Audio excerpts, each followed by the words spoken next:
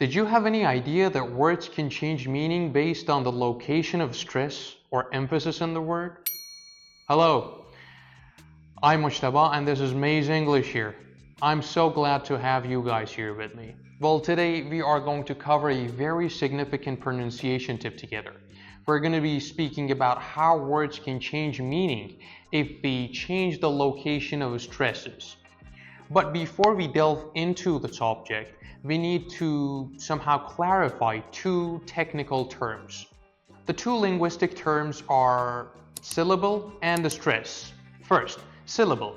Well, basically, every single word in English may consist of one part, two parts, three parts, or sometimes even more. And each of these parts we would call a syllable.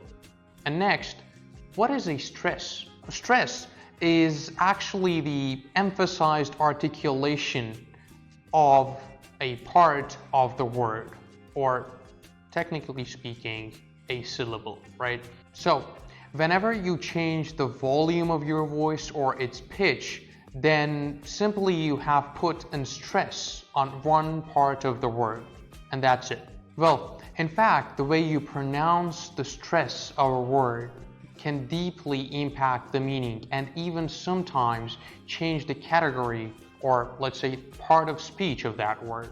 By part of speech, I mean whether the word is a noun, a verb, an adjective, or an adverb, right? So normally, if you put the stress on the first part of the word is most probably an adjective or a noun. But if you choose to put it on the second part of the word, then the word is more likely to be a verb, right? In the following minutes, we are going to be covering some examples related to this phenomenon. Okay, so the first word we're going to cover together is record. When I'm pronouncing it like record, I'm putting the stress on the second part of the word, like record. You see, I'm raising the volume and the pitch of my sound. The whole thing changes in a way or another, right? Record is going to be set as the verb form of this word.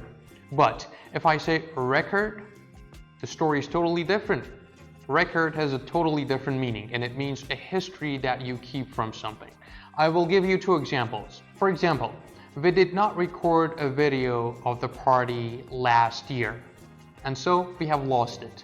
We did not record it. You see, the stress is on the first part of the word.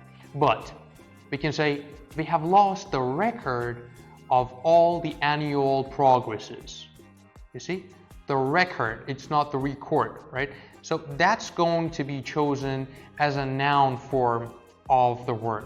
Okay, the second word as an example for these changes would be present.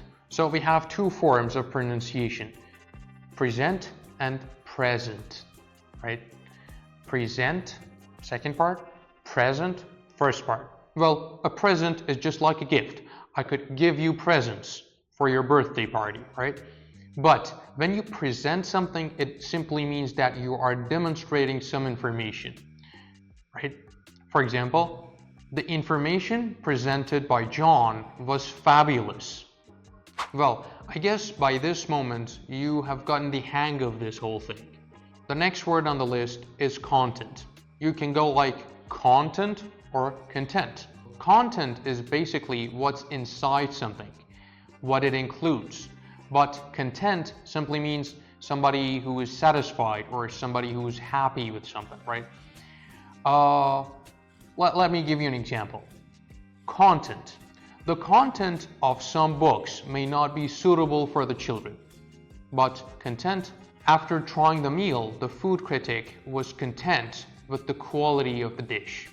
Simply put. Well, to give you the last example, we would have to go with the word object. First, we got object. We put the stress on the first part of the word. That's a noun. And then object. So you can guess, that's going to be a verb. That's right.